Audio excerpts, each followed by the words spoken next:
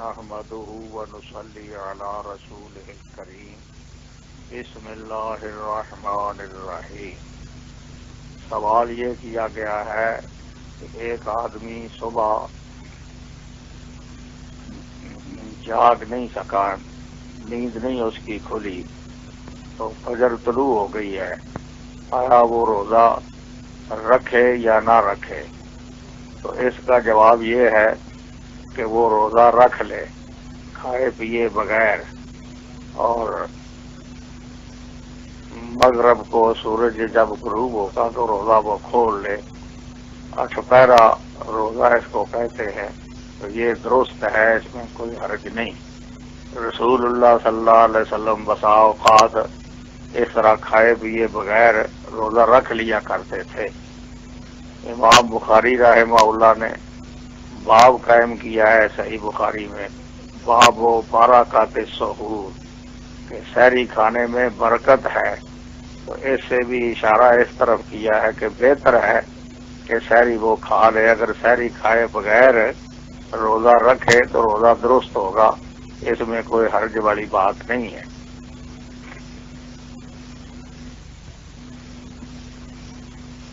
سوال یہ کیا گیا ہے کہ روزے کے دوران آدمی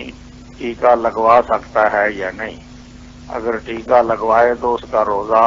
قائم رہے گا یا روزہ اس کا ٹوٹ جائے گا؟ تو جواب اس کا یہ ہے کہ اگر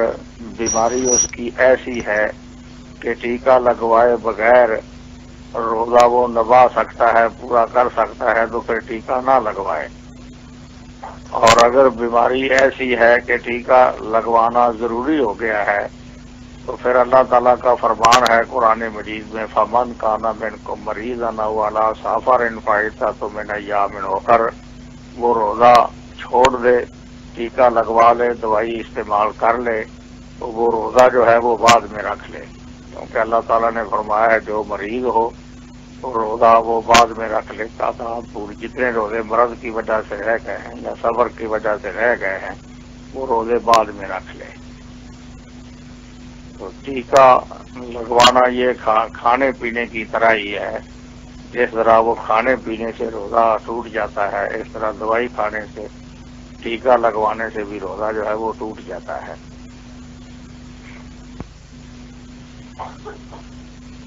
نبی کریم صلی اللہ علیہ وسلم کا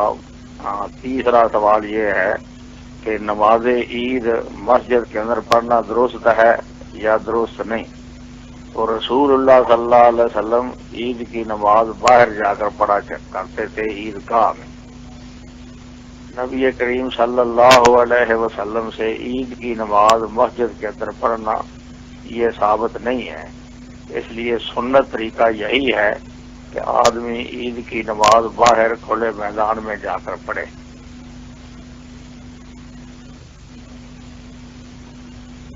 چوتھا سوال یہ کیا گیا ہے کہ ایک ملک یا ایک شہر کی رویت ہلال، چاند کا دیکھنا دوسرے ملک یا دوسرے شہر کے لیے معتبر ہے،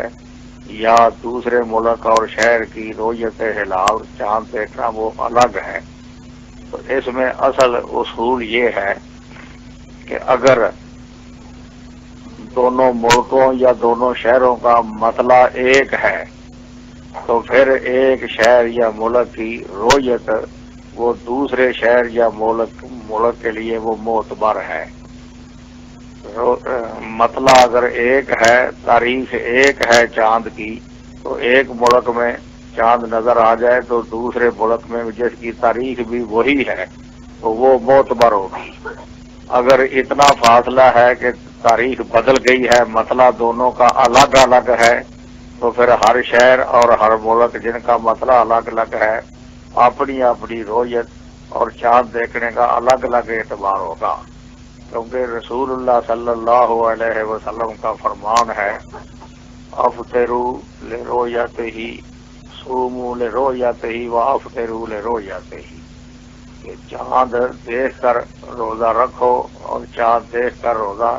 افطار کرو، عید کرو۔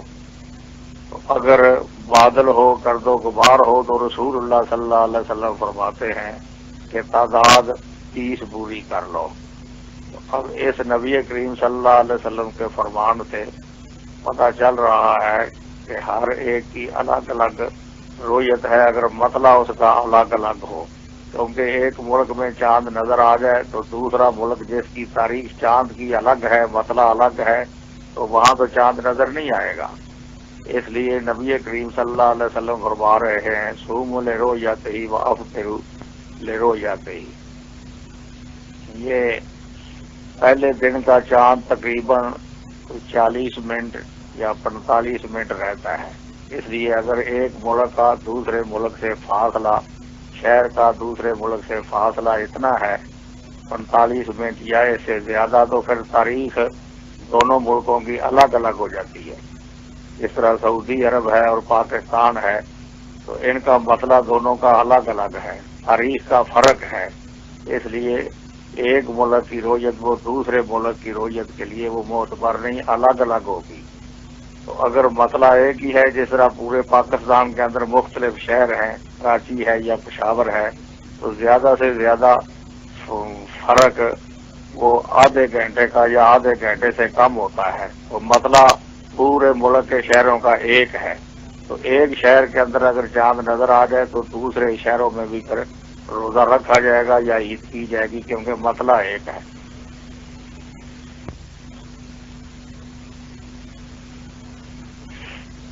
پانچواں سوال یہ کیا گیا ہے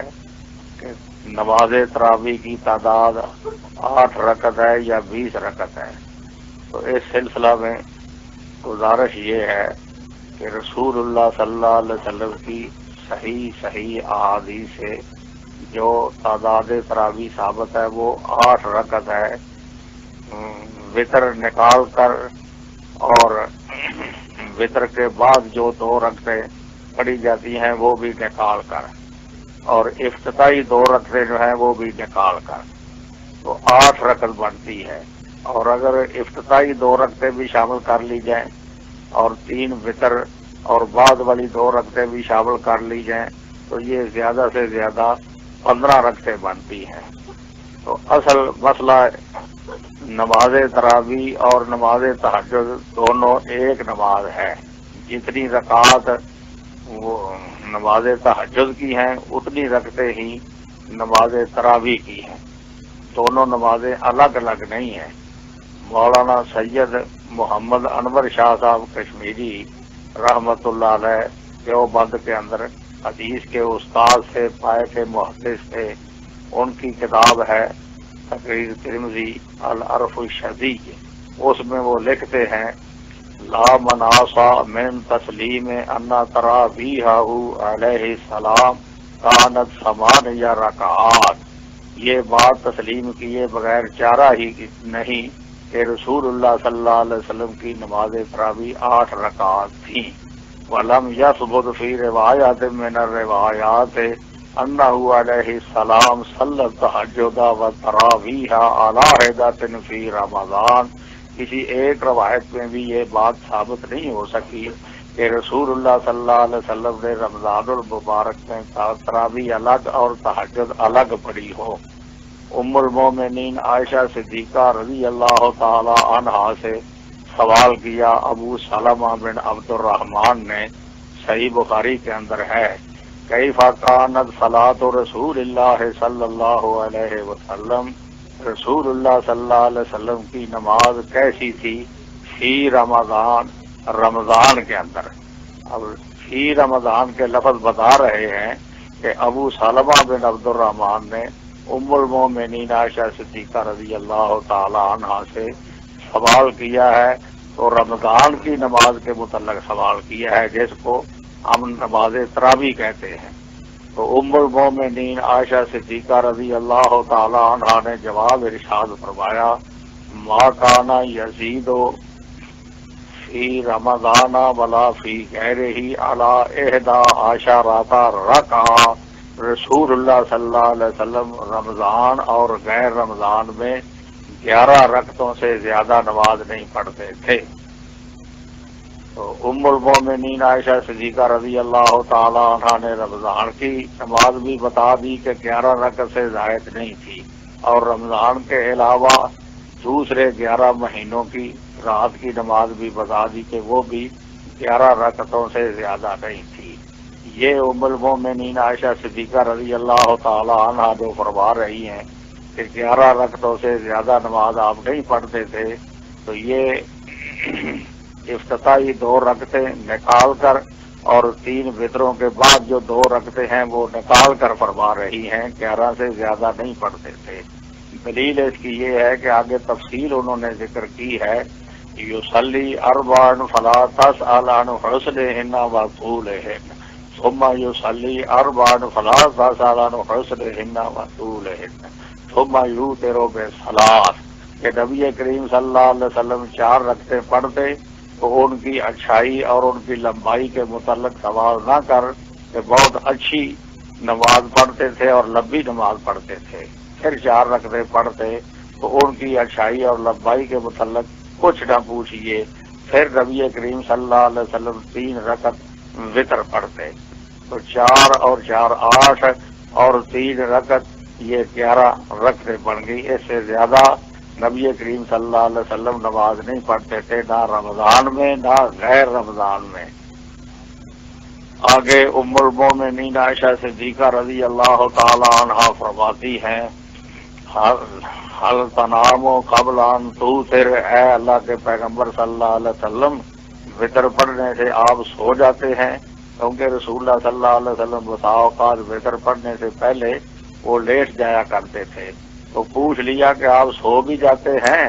تو رسول اللہ صلی اللہ علیہ وسلم نے فرمایا، یا عائشہ تو ان عینی تنامان ولا ینام قلبی، اے عائشہ میری آنکھیں سو جاتی ہیں مگر میرا دل وہ نہیں سوتا۔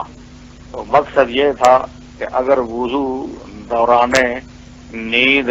ٹوٹ جائے تو مجھے پتہ چل جاتا ہے کہ وضو میرا ٹوٹ گیا ہے، اگر نہ ٹوٹا ہو تو پھر بھی پتہ چل جاتا ہے کہ وضو میرا قائم ہے۔ تو نیند کی وجہ سے رسول اللہ صلی اللہ علیہ وسلم کا وضو وہ نہیں ٹوٹتا تھا۔ یہ خاصہ ہے نبی کریم صلی اللہ علیہ وسلم کا،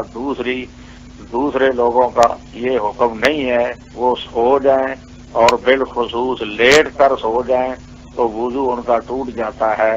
بعد میں اٹھ کر وضو انہیں کرنا پڑے گا۔ تو اس رسول اللہ صلی اللہ علیہ وسلم کی حدیث سے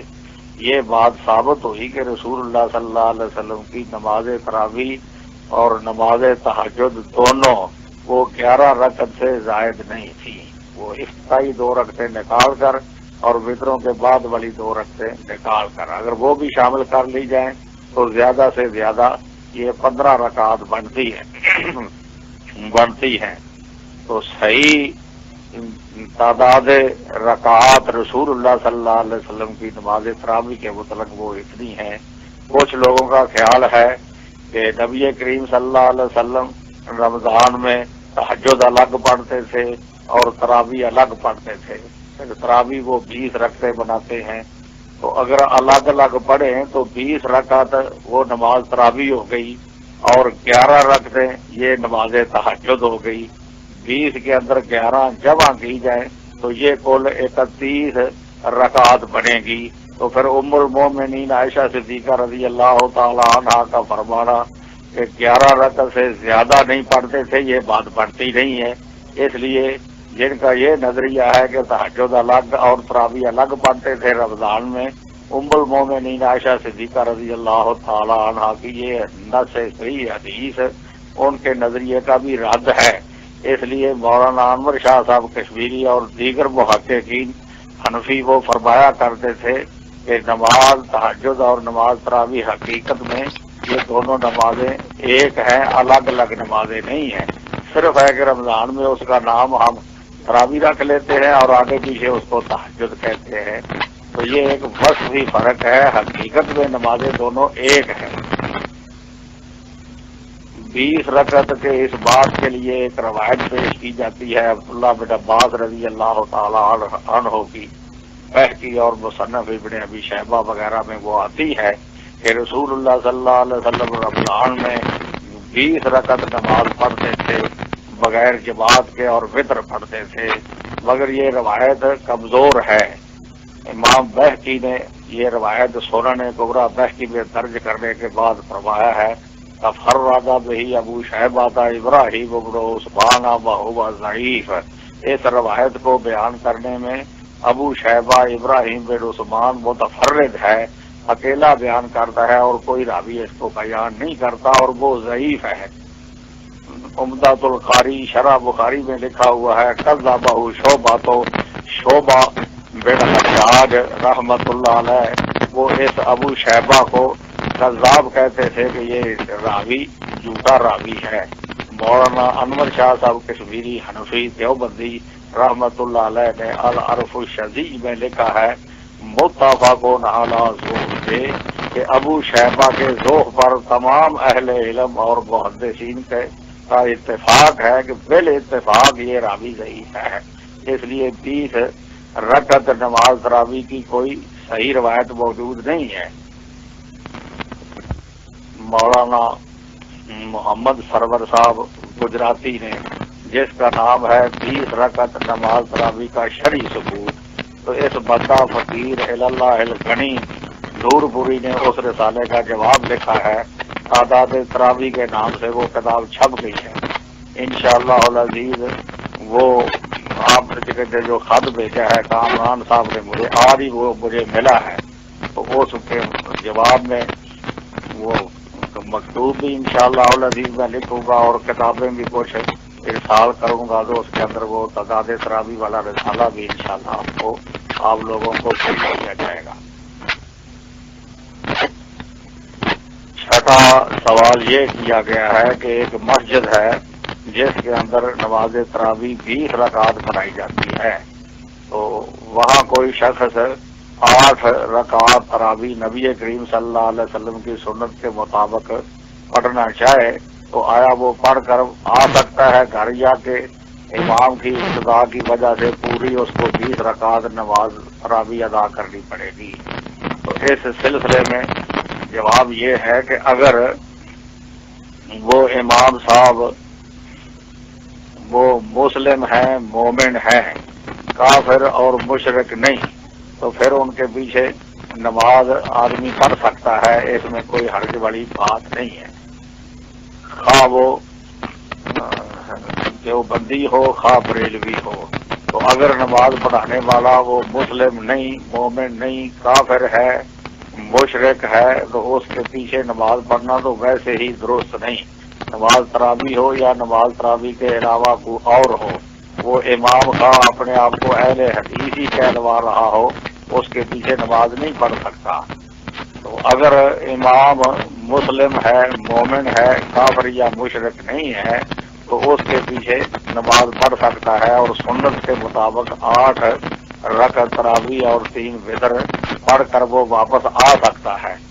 ویسے یہ نماز تراویح نفلی نماز ہے، ساری بھی اگر نہ پڑھے تو گھر نماز تراویح پڑھ لے تو پھر بھی درست ہے، بے شک امام 8 پڑھانے والا ہی ہو، کیونکہ رسول اللہ صلی اللہ علیہ وسلم نے 3 دن جماعت کروائی تھی رات کو یہ نماز تراویح کی، پھر آپ نے فرمایا تھا کہ یہ نماز گھروں میں پڑھا کرو، کیونکہ ان افضل صلاۃ المرء فی بیتہ الا المکتوبہ، فرض نماز کے علاوہ دوسری نماز نفلی وہ گھر میں پڑھنا ثواب زیادہ ہے، رسول اللہ صلی اللہ علیہ وسلم افضل قرار دے رہے ہیں۔ تو دراصل فضیلت قیام اللیل کی 3 ہیں، ایک فضیلت ہے وقت کی، اور ایک فضیلت ہے جگہ کی، اور ایک فضیلت ہے جماعت کی، کہ با جماعت نماز پڑھنا بلا جماعت نماز پڑھنے سے افضل ہے، یہ جماعت کی فضیلت ہے۔ اور ایک وقت کی فضیلت ہے کہ پچھلی رات نماز پڑھنا، قیام اللیل کرنا، نماز تراویح پڑھنا وہ پہلی رات نماز پڑھنے سے افضل ہے۔ اور تیسری فضیلت ہے جگہ کی کہ گھر یہ نماز نفلی پڑھنا مسجد میں نماز پڑھنے سے افضل ہے۔ تو تینوں فضیلتیں کوئی شخص حاصل کرنا چاہتا ہے تو اس کا طریقہ یہ ہے کہ پچھلی رات گھر با جماعت یہ قیام اللیل کرے، قیام رمضان کرے، تو تینوں فضیلتیں اس کو حاصل ہو جائیں گی۔ تو اگر مسجد میں پڑھے گا تو وہ جماعت کے ساتھ پڑھے گا تو جماعت والی فضیلت حاصل ہو جائے گی، وہ گھر والی فضیلت سے محروم رہ جائے گا۔ پہلی رات پڑھے گا تو وہ پچھلی رات والی فضیلت سے محروم رہ جائے گا۔ تو ایسی صورت میں نماز پڑھ سکتا ہے، وہ 8 رکعتیں پڑھ کر وہ گھر آ جائے، وطر وہ گھر پڑھ سکتا ہے۔ وطر وقفے کے بعد بھی وہ پچھلی رات پڑھنا چاہے تو پچھلی رات بھی پڑھ سکتا ہے۔ رسول اللہ صلی اللہ علیہ وسلم بسا اوقات یہ نماز قیام اللیل وہ کچھ رکعتیں پڑھ لیتے تھے پھر سو جاتے تھے، پھر کچھ رکعتیں پڑھ لیتے تھے پھر سو جاتے تھے، پھر کچھ رکعتیں پڑھ لیتے تھے۔ تو الگ الگ وقفے بعد رسول اللہ صلی اللہ علیہ وسلم بھی یہ نماز ادا کر سکتے تھے۔ تو اس میں حرج والی بات کوئی نہیں۔ مکہ معظمہ اور مدینہ منورہ، مسجد نبوی اور مسجد حرام میں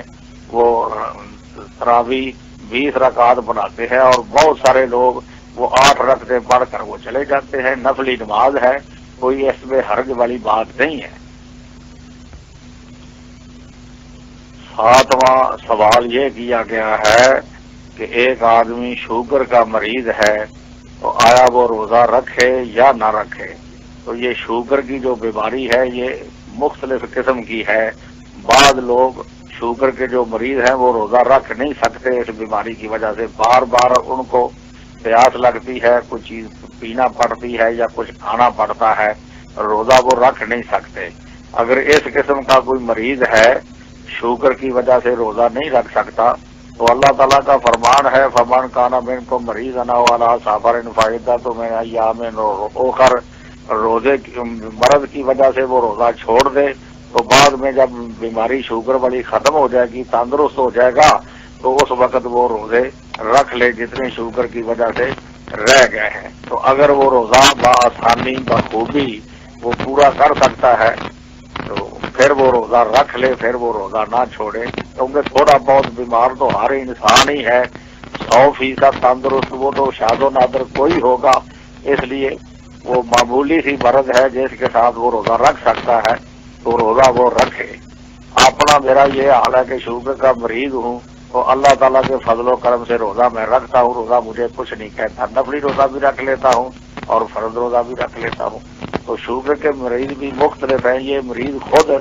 وہ اپنی مرض کو اچھی طرح جانتا ہے کہ روزہ رکھ سکتا ہے یا نہیں رکھ سکتا۔ اگر رکھ سکتا ہے تو وہ روزہ رکھے، نہیں رکھ سکتا تو بعد میں جب تندرست ہوگا پھر رکھے۔ اب سوال پیدا ہوتا ہے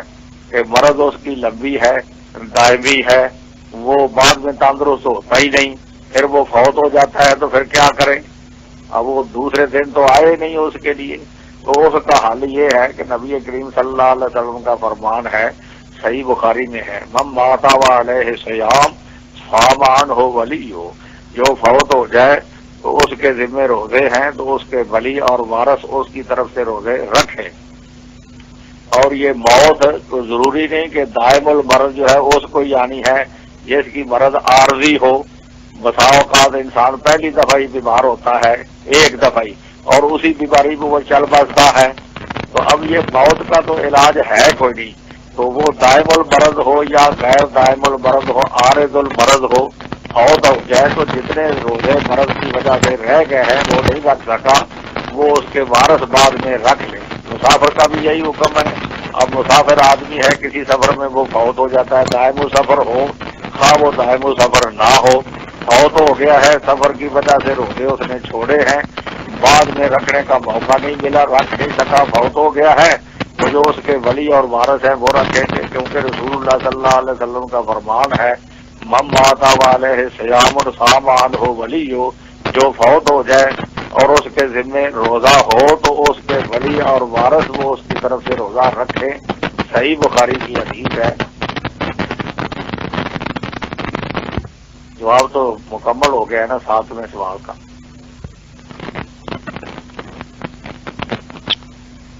8واں سوال یہ کیا گیا ہے کہ نماز تراویح کے بعد قرآن مجید کے اندر جو قرآن مجید پڑھا گیا ہے اس کا ترجمہ یا اس کی تفسیر وہ بیان کی جاتی ہے، تو یہ ٹھیک ہے۔ رسول اللہ صلی اللہ علیہ وسلم سے یہ ثابت نہیں ہے کہ نبی کریم صلی اللہ علیہ وسلم نماز تراویح کے بعد وعظ کرتے ہوں۔ ویسے بھی نبی کریم صلی اللہ علیہ وسلم عشاء کے بعد وہ جلدی سونے کی کوشش کرتے تھے، تو یہ قیام اللیل ہے، اس کی اجازت ہے، کیونکہ رسول اللہ صلی اللہ علیہ وسلم نے فرمایا ہے من قام رمضان ایمانا واحتسابا غفر له ما تقدم من ذنبه، جو رمضان المبارک کا قیام کرتا ہے ایمان رکھتے ہوئے ثواب کی نیت سے اخلاص کے ساتھ، تو اس کے پچھلے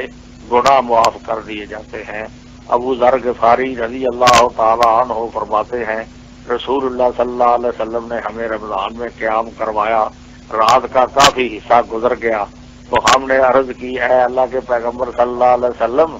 تھوڑا سا وقت رہ گیا ہے تو باقی رات کا بھی قیام کروا دے۔ رسول اللہ صلی اللہ علیہ وسلم نے فرمایا امام کے ساتھ رات کا کچھ حصہ بھی آدمی قیام کر لے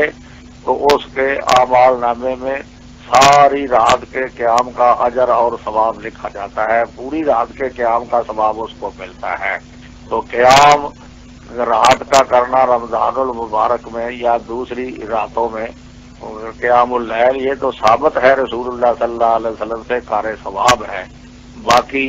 وعظ تقریر اس میں وقت صرف کرنا، اسے بچنا جو ہے بہتر ہے۔ ہاں ضروری کوئی بات ہے تو وہ آدمی کر سکتا ہے۔ امام بخاری رحمہ اللہ نے صحیح بخاری کے اندر باب منعقد فرمایا ہے، باب الخمر باللیل باب الموعظۃ باللیل، کہ رات کو آدمی وعظ و نصیحت کر سکتا ہے، دین کی باتیں کر سکتا ہے، فضول باتیں جو ہے وہ نہیں کر سکتا۔ پھر بھی بہتر یہی ہے کہ رات کو وہ سو جائے تاکہ فجر کی نماز پر اثر نہ پڑے، تو گنجائش ملتی ہے کہ دین کی بات قرآن مجید کی کوئی تفسیر نبی کریم صلی اللہ علیہ وسلم کی حدیث کو ہی بیان کر سکتا ہے۔ لیکن بہتر اور افضل یہی ہے کہ وہ قیام اللیل سے فارغ ہو کر وہ سونے کی کوشش ہی کریں۔ 9واں سوال یہ کیا گیا ہے کہ کسی بہن کو روزہ افطار کرنے سے 5-10 منٹ پہلے سورج غروب ہونے سے پہلے مخصوص ایام آ گئے ہیں، حیض آ گیا ہے، تو آیا اس کا روزہ پورا ہو گیا ہے یا روزہ اس کو بعد میں رکھنا پڑے گا؟ تو اس کا جواب یہ ہے کہ روزہ اس کا پورا نہیں ہوا، روزہ اس کا یہ ختم ہو گیا ہے، روزہ پھر بعد میں رکھنا پڑے گا، کیونکہ اللہ تعالیٰ کا فرمان ہے ثم اتموا الصیام الی اللیل، رات تک روزے کو پورا کرو۔ تو رات ابھی آئی نہیں، سورج غروب نہیں ہوا، 5-10 منٹ پہلے حیض اس کو آ گیا ہے تو روزہ اس کا ختم ہو گیا ہے، اس لیے بعد میں وہ روزہ رکھے گی۔ 10واں سوال یہ کیا گیا ہے کہ روزہ رکھتے وقت کوئی دعا ہے جو روزے دار پڑھے، تو اس کا جواب یہ ہے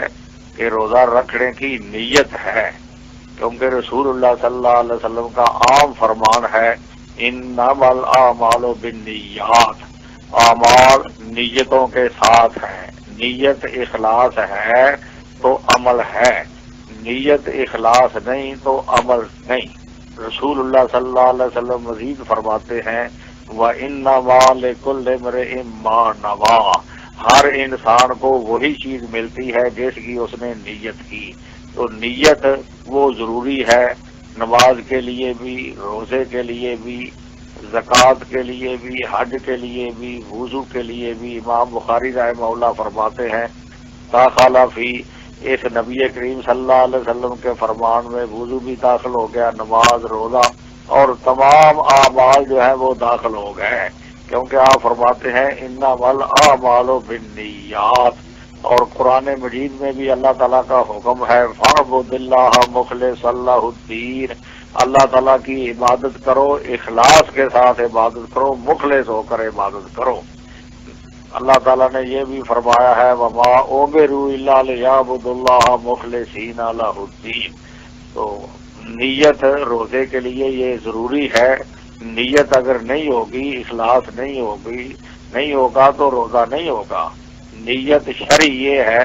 الارادۃ المتوجہۃ نحو الفعل لابتغاء مرضات اللہ وامتثال حکمہ، کسی کام کا ارادہ کرنا پختہ اللہ تعالیٰ کے حکم کی تعمیل کی خاطر اور اللہ تعالیٰ کے رضا حاصل کرنے کی خاطر۔ دو چیزیں نیت کے اندر ضروری ہے، ایک تو اللہ تعالیٰ کے حکم کی تعمیل کا ارادہ ہو، دوسرا اللہ تعالیٰ کی رضا اور خوشنودی حاصل کرنے کا ارادہ ہو۔ پھر اخلاص ہوگا، نیت ہوگی، عمل جو ہے وہ مارد وجود میں آئے گا، شرعاً اس کا اعتبار ہوگا، ثواب بھی ملے گا۔ اگر اخلاص نہیں، ارادہ اس نے اللہ تعالیٰ کے حکم کی تعمیل کا نہیں کیا، اللہ تعالیٰ کی رضا اور خوشنودی کا ارادہ نہیں کیا، تو عمل اس کا اصلاً سرے سے موجود ہی نہیں ہوگا۔ قابل قبول ہونا، قابل اجر و ثواب ہونا، یہ تو بعد کی بات ہے۔ تو رسول اللہ صلی اللہ علیہ وسلم کا فرمان ہے انما الاعمال بالنیات، نیت یہ دل کا ارادہ ہے، زبان سے نیت نہیں ہوتی۔ زبان سے جو چیز ادا کی جائے اس کو لفظ کہتے ہیں، اس کو قول کہتے ہیں، اس کو کلام کہتے ہیں، اس کو بات کہتے ہیں، اس کا نام گفتگو ہے، نیت نہیں۔ نیت دل کے ساتھ ہوتی ہے۔ عام طور پر یہ لفظ پڑھے جاتے ہیں روزہ رکھتے وقت، باب 100 میں کا دن نویت من شہر رمضان، یہ رسول اللہ صلی اللہ علیہ وسلم سے ثابت نہیں ہے، اپنی طرف سے اہل علم نے یہ لفظ مجید میں ہے، نہ نبی کریم صلی اللہ علیہ وسلم کی سنت اور حدیث میں ہے۔ نیت کا ذکر ہے، قرآن مجید میں بھی ہے، نبی کریم صلی اللہ علیہ وسلم کا فرمان بھی ہے، عمومی فرمان بھی ہے اور خاص بھی ہے۔ نبی کریم صلی اللہ علیہ وسلم فرماتے ہیں لا صیام لمن لم یجمع صیام باللیل، رات کو جو روزے کی نیت نہیں کرتا اس کا روزہ نہیں ہے۔ تو نیت ضروری ہے۔ اس حدیث سے تو پتہ چلتا ہے کہ رات کو نیت کرنا روزے کی ضروری ہے، مگر دوسری کچھ حدیثیں ایسی ہیں جن سے پتہ چلتا ہے کہ دن کے وقت بھی اگر نیت آدمی کر لے تو روزہ اس کا ہو جائے گا۔ چنانچہ رسول اللہ صلی اللہ علیہ وسلم بسا اوقات گھر تشریف لاتے، پوچھتے کھانے کے لیے کوئی چیز ہے، جواب ملتا کہ نہیں، تو نبی کریم صلی اللہ علیہ وسلم فرماتے آج میں نے پھر روزے دار ہوں، روزہ رکھ لیتے، نیت اسی وقت کر لیتے۔ اور رسول اللہ صلی اللہ علیہ وسلم نے ایک دفعہ اعلان بھی کروایا تھا عاشورے کے موقع پر کہ جس نے کوئی چیز کھائی پی نہیں وہ روزہ پورا کرے شام تک، اور جس نے کوئی چیز کھا پی لے ہے وہ آئندہ شام تک مغرب تک وہ بھی کچھ نہ کھائے۔ تو اس حدیث سے پتہ چلتا ہے کہ دن کے وقت بھی اگر نیت کر لے تو روزہ اس کا ہو جائے گا۔ اور رسول اللہ صلی اللہ علیہ وسلم کا فرمان انما الاعمال بالنیات، عمل نیتوں کے ساتھ ہیں، تو ساتھ بعد میں بھی عمل کے دوران بھی اگر نیت کر لے گا تو ساتھ والا مسئلہ تو ادا ہو گیا، دن کے وقت بھی نیت کرے گا تو روزہ ہو جائے گا۔ ویسے بہتر اور افضل یہی ہے کہ رات کو وہ نیت کر لے۔ رات کا یہ مطلب نہیں کہ عشاء کے وقت یا مغرب کے وقت وہ نیت کرے، سحری کے وقت جب وہ کھا رہا ہے روزہ رکھ رہا ہے وہ بھی رات ہی ہے، اس وقت بھی نیت کر لے تو کافی ہے۔ دلیل اس کی کہ وہ سحری کے وقت بھی رات ہی ہوتی ہے۔ رسول اللہ صلی اللہ علیہ وسلم کا فرمان ہے انا بلالا یؤذن بلیل،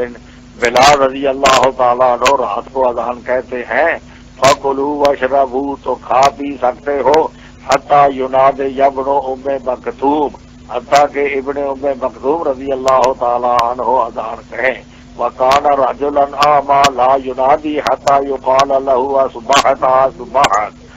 ابن ام مکتوم نابینا آدمی تھے، وہ اذان نہیں کہتے تھے حتیٰ کہ لوگ ان کو لقمہ دیتے کہ صبح ہو گئی ہے، صبح ہو گئی ہے، تو پھر وہ اذان کہتے۔ تو صبح فجر، صبح صادق سے پہلے پہلے جو صبح کاذب ہے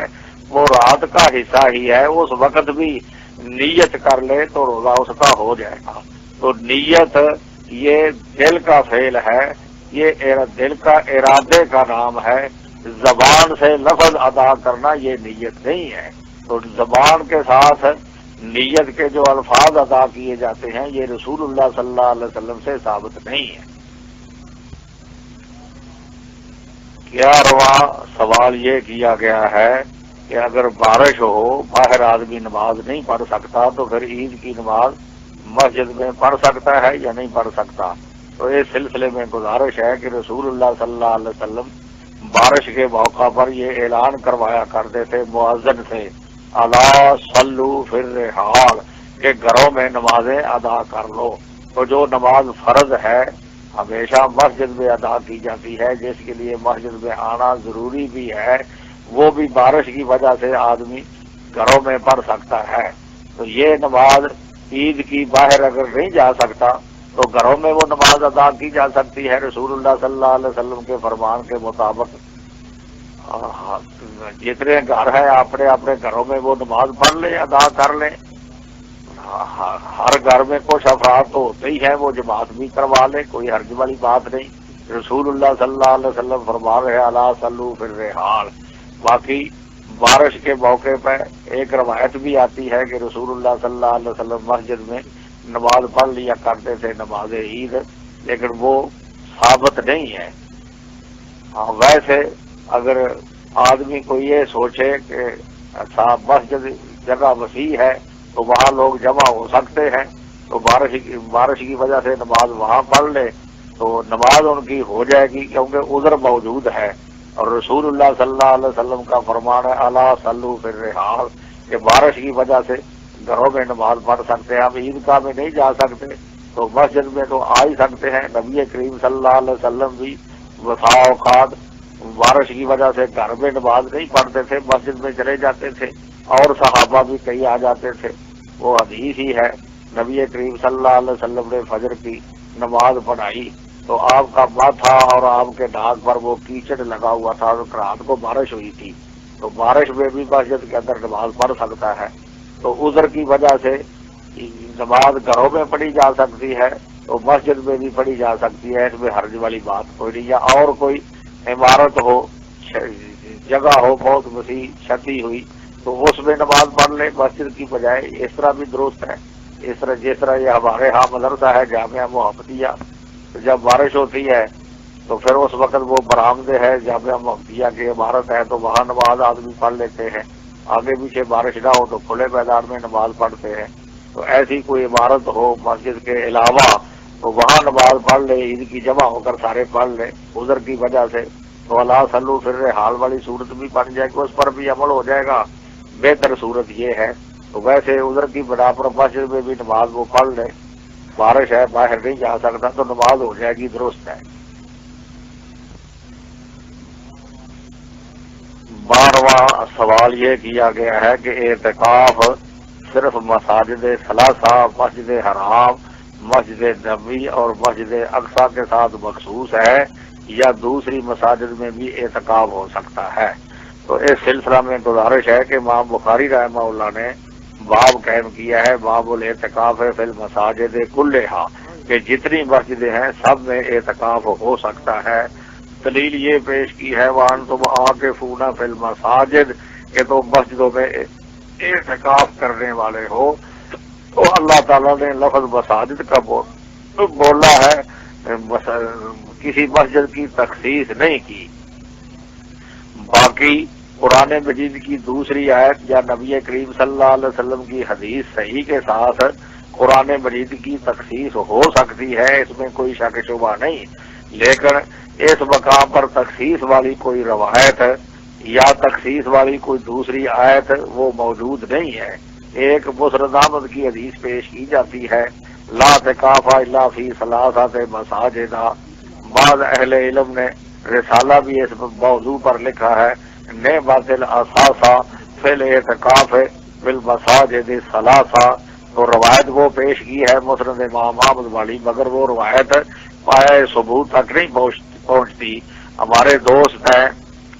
مولانا زبیر علی صاحب زئی، تو ان کا ایک مضمون چھپا ہے کہ یہ روایت سندن صحیح نہیں، اس روایت کے اندر ایک راوی ہے، تدلیس سے وہ کام لے رہا ہے، تو سما کی تصریح کہیں ملتی نہیں، اور محدثین کا یہ اصول ہے کہ راوی مدلس آ جائے، سما کی تصریح نہ ہو، نہ کوئی ایسا کرینہ موجود ہو جیسے اس کی تدلیس والا اعتراض ختم ہو سکے، نہ ختم ہو سکے، تو وہ روایت حجت نہیں ہوتی، کمزور سمجھی جاتی ہے۔ تو اگر روایت وہ پائے ثبوت تک پہنچ جاتی تو پھر انتم عاکفون فی المساجد کی تخصیص ہو جاتی 3 مساجد کے ساتھ، لیکن وہ پائے ثبوت تک نہیں پہنچی، اس لیے یہ اپنے عموم پر ہی ہے عید۔ امام بخاری رحمہ اللہ نے جس طرح فرمایا ہے تمام مساجد میں اعتکاف درست ہے، اور اس آیت سے استدلال کیا ہے۔ اگر اس حدیث کو صحیح تسلیم بھی کر لیا جائے تو پھر دراصل اعتکاف وہ دو قسم کا ہے۔ ایک ہے اعتکاف سفر کر کے شد رحل کے ساتھ اعتکاف، اور ایک ہے شد رحل کے بغیر اعتکاف۔ تو پھر وہ تین مساجد والا جو اعتکاف والی روایت ہے وہ شد رحل والے اعتکاف کے ساتھ مخصوص ہوگی۔ دلیل یہ ہے کہ دوسری حدیث ہے ابو سعید خدری رضی اللہ تعالیٰ عنہ کی، آپ فرماتے ہیں صلی اللہ علیہ وسلم لا تشد الرحال الا الی ثلاثۃ مساجد، کہ صرف تین مسجدوں کی طرف رختے سفر باندھا جا سکتا ہے، اور کسی مسجد کی طرف بھی رختے سفر نہیں باندھا جا سکتا۔ تو لا اعتکاف الا فی ثلاثۃ مساجد، اس میں جو اعتکاف ہے اس اعتکاف سے مراد ہے رختے سفر والا اعتکاف۔ سفر کر کے کسی مسجد میں آدمی جا کر اعتکاف کرے تو وہ صرف تین مسجدوں میں کر سکتا ہے، مسجد حرام میں، مسجد نبوی میں، مسجد اقصی میں۔ مطلب پاکستان سے یا انگلینڈ سے کوئی آدمی اعتکاف کے لیے سفر کر کے جانا چاہتا ہے کسی دوسری مسجد میں تو وہ ان تین مسجدوں میں جا سکتا ہے، باقی کسی ملک میں اعتکاف کرنے کے لیے سے وہ سفر نہیں کر سکتا۔ تو لا تشد الرحال الا الی ثلاثۃ مساجد، اس حدیث کو بھی سامنے رکھا جائے گا، اور لا اعتکاف الا فی ثلاثۃ مساجد اگر اس کو صحیح تسلیم کر لیا جائے تو دونوں کو ملا کر مطلب یہ نکلے گا شد رحل والا اعتکاف وہ تو صرف تین مسجدوں کے ساتھ مخصوص ہے، باقی شد رحل کے بغیر جو اعتکاف ہے دوسرا وہ وہاں کے فوڈا بل مساجد کے ساتھ ہر مسجد میں ہو سکتا ہے، کوئی حرج والی اس کے بات نہیں ہے۔ حاضرین کرام السلام علیکم ورحمۃ اللہ وبرکاتہ۔ تو رمضان المبارک کے اندر کرنے والے جو کام ہیں وہ ایک دو روزہ ہے، یہ فرض ہے، اور دوسرا ہے راتوں کا قیام، وہ اللہ کے فضل سے آپ کریں گے ہی ادا کریں گے۔ پھر اس مہینے کے اندر جو کام کرنے والا ہے وہ قرآن مجید کی تلاوت ہے، ذکر اذکار ہے، اور پھر رسول اللہ صلی اللہ علیہ وسلم جو کام زیادہ کرتے تھے اس مہینے کے اندر وہ سخاوت ہے، اللہ تعالیٰ کی راہ میں مال خرچ کرنا۔ ویسے بھی نبی کریم صلی اللہ علیہ وسلم بڑے سخی تھے،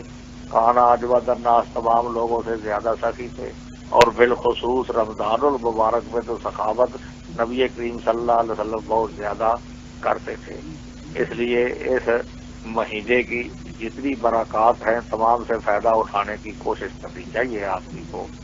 پھر اس مہینے کے اندر وہ اعتکاف والا مسئلہ بھی ہے، وہ اعتکاف بھی نبی کریم صلی اللہ علیہ وسلم کا معمول تھا، اعتکاف کیا کرتے تھے، اب وہ بھی آدمی کو کرنا چاہیے، نفلی عبادت ہے۔ لیلۃ القدر کا قیام ہے، رسول اللہ صلی اللہ علیہ وسلم نے اس کا بھی بڑا اجر اور ثواب بیان فرمایا ہے۔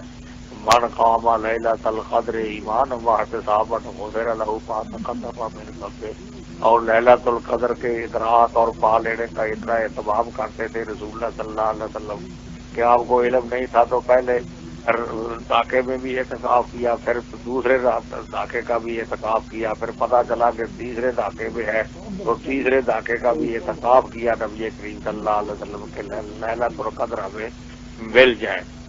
قرآن مجید میں بھی ہے انا انزلناہ فی لیلۃ القدر وما ادراک ما لیلۃ القدر لیلۃ القدر خیر من الف شہر۔ ام المومنین عائشہ صدیقہ رضی اللہ تعالی عنہا نے رسول اللہ صلی اللہ علیہ وسلم سے سوال کیا کہ لیلۃ القدر اگر میں پالوں تو اس کے اندر کیا کروں؟ تو نبی کریم صلی اللہ علیہ وسلم نے دعا سکھلائی اللہم انک عفو تحب العفو فاعف عنی، یہ دعا کثرت سے آدمی کرے۔ ویسے رمضان المبارک کے اندر دعا کے مواقع بہت ہے، رات کو بھی دعا کا موقع ہے، پھر روزہ افطار کرتے وقت بھی دعا کا موقع ہے۔ اللہ تعالیٰ نے قرآن مجید میں رمضان کے احکام، روزے کے احکام بیان کیے ہیں، پہلے بھی بعد میں بھی درمیان میں دعا کا مسئلہ ذکر کیا ہے۔ وَإِذَا سَأَلَكَ عِبَادِي عَنِّي فَإِنِّي قَرِيبٌ أُجِيبُ دَعْوَةَ الدَّاعِ إِذَا دَعَانِ۔ تو اس سے بھی پتہ چلتا ہے کہ رمضان المبارک کے اندر کثرت کے ساتھ آدمی کو دعا کرنی چاہیے، توبہ کرے، استغفار کرے۔ باقی آپ لوگوں سے درخواست ہے کہ اپنی نیک دعاؤں میں مجھے بھی اس پتہ فقیر اللہ الغنی کو بھی یاد رکھنا۔ سبحانک اللہم و بحمدک اشہد ان لا الہ الا انت استغفرک۔